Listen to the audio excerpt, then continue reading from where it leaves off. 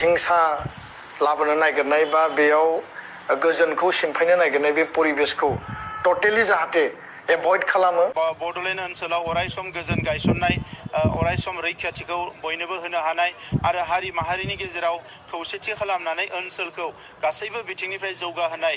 दिनै बिराद दुखुनांथाव जाथाय जादों। दा आं बेखौ रायजो राजाफोरनो एसेब्लाबो फोरमायनो सानदों। ब्रह्मआ मा इउटुबार खुलिदों BRB कमेन्ट ना मा बे इउटुबार खुलिनायाव बियो गावनि साबस्क्राइबखौल' मोननो लुबैदों ना सैथोखौनो बुंथारदों आं बेखौ बुजिला। दा जों बुंनो थाङोबा बिनि रेकर्डआ गिलु-फालु दं। माने नारि केलेंकारिया जाहैबाय खयजन दं। गिबियावनो बिनि गामिया जाहैबाय पलासगुरियावनोखा। दा बे हिसाबै जों मोनथिगौ नालिगुलि जोंनि बै उन्दैसिन गथ' बे माब्रै जादों माब्रै मावदों मा खुदखाट मावदों बेखौ आं मोनथिगौ। बिनि केलेंकारिया आं टटेलै मोनदों सातजन हिनजाव केलेंकारिनि माबा बिहा रेकर्ड दं। दा बेनो जाहैबाय दिनै जेब्लानाखि आङो 9:30 जाबायमोन टाइमा। बे 9:30 टाइमाव जोङो सासे आदैजों आंजों कुसुगाव बाजाराव थांनो होननानै आंनि बाइकजों थांदोंमोन आरो ओंखारलांदोंमोन। दा थांनानै मथा-मथि थाङै बिदिनो 1 किल'मिटारसो थांबायमोन जोङो। 1 किल'मिटार थांनायनि उनावहाय जों मोनसे LP स्कुल मोनहैबायमोन। दा बे LP स्कुलाव मोनहैनायाव माने हठाथनो गारि गंब्रै फैदों आरो। दा गारि गंब्रै फैनानै ओमफ्राय आंखौ लाखिदों। माने ओइ लाखि होनदों। लाखि होनबाय नालाय आंबो लाखिबाय। लाखिनानै दानाबा बिथांमोनहा नाम सोंबाय। ओमफ्राय नाम सोंनानै माने खिथाबाय आंबो नामखौ खिथाबाय आरो। दाना नाम खिथानाय लोगो लोगो बिथांमोना आंखौ फुरा हामला खालामबाय आरो एटाक खालामबाय। माने बुनायनि सुरु खालामबाय आरो। गारि गंब्रैनि मानसि खमावबो 22 जननिफ्राय 25 जनसो मानसिफोर दं बिसोरो। ओमफ्राय जेरै गोसो एरै बिसोर बुलाबायदों। ओमफ्राय उनाव बुनानै आंनि मबाइलखौ सेख'ना लांदों। सेख'नानै लांनानै उनाव बिसोर मा खालामदों ओमफ्राय आंखौ बलेर' थिखोनानै ओमफ्राय एबसु अफिसाव लांबावबाय। एबसु अफिसाव लांनानै आरो बेयावबो एबसु अफिसाव दर फांथेनानै बिसोर बुहैबावदों आरो। दा बिसोरो आरो बुनानै मा खालामबावदों माने दिनैनिफ्राय बिदि भिडिअ खालामोना नोङो। बिदि भिडिअ खालामबा नोंखौ दिनैनिफ्राय बोथ्रोदनानै लायनानै बुथारहैनाय जागोन होनना बिसोर आंखौ दम होदों आरो गाइस आरो लोगोफोर। दा बेसेबां दुखुनांथाव। दिनै एबसुआ माबा मोनसे भुल नुयोबा बिथांमोना मोजां खोथा बुंनांगौ नङा होमबा। दिनै एबसुआ मानि गुन्दागिरि जाखो, माब्रै दादागिरि जाखो बिथांमोनालाय। दिनै गुन्दाफोरखौ दिनैहाय FIR होनाय जाबाय अलरेडि। दा आयेना मा राहा लायो बेखौ नेग्रोगोन। आरो आयेनाबो जुदि बिथांमोनखौ जुदि खुनु माबा लायाबा, आयेननि राहा लायाबा जोंबो मा जागोन माने बिनि राहाखौ जोंबो लानाय जागोन आरो। सिदा खोथा, बेयाव गिनायनि खुनु खोथा गैया।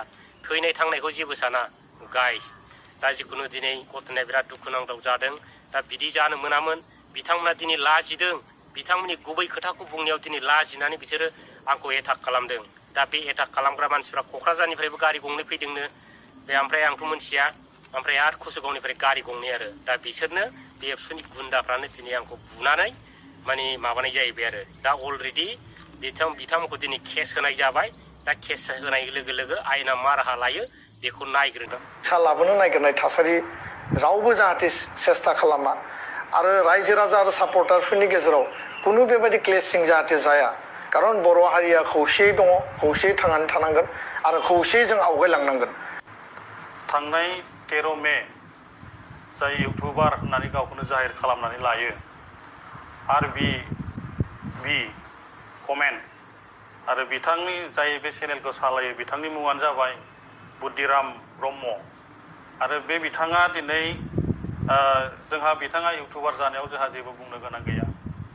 नाथायबा दिनै बिथांनि चेनेलाव बिथाङा जे माने दुलाराय बर' फरायसा आफादनि मानगोनां आफादगिरि जोंनि आफादगिरि दिपेन बर' बिथांखौ दिनै जि माने गाज्रि रावजों सोंखारिबाय।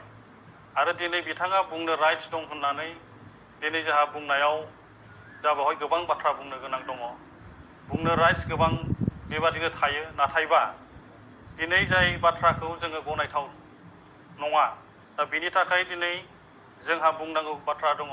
जाय दिपेन बर'खौ डिलेट खालामनाय बा फोजोबस्रांनाय बे बाथ्राखौ लानानै दिनै जे माने RBB कमेन्ट जाय माने इउटुबार बेखौ सालायो, जाय माने बुद्धिराम ब्रह्म बिथांखौ जोंहा दिनै जोङो क'क्राझार जिल्ला दुलाराय बर' फरायसा आफाद हिसाबै जोंहा गोबां बाथ्रा बुंनो गोनां दङ।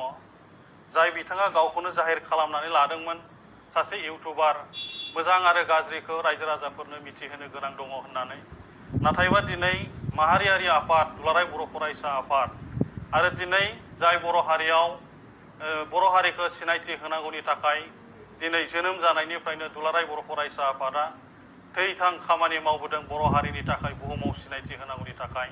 दा दिनै नैबे समाव दुलाराय बर' फरायसा आफादनि आफादगिरि बिथांखौ डिलिट खालामनाय बा दिनै फोजोबस्रांनाय बे रावखौ लानानै जोङो दिनै क'क्राझार जिल्ला दुलाराय बर' फरायसा आफादा जों गनायनानै लानो हायाखै।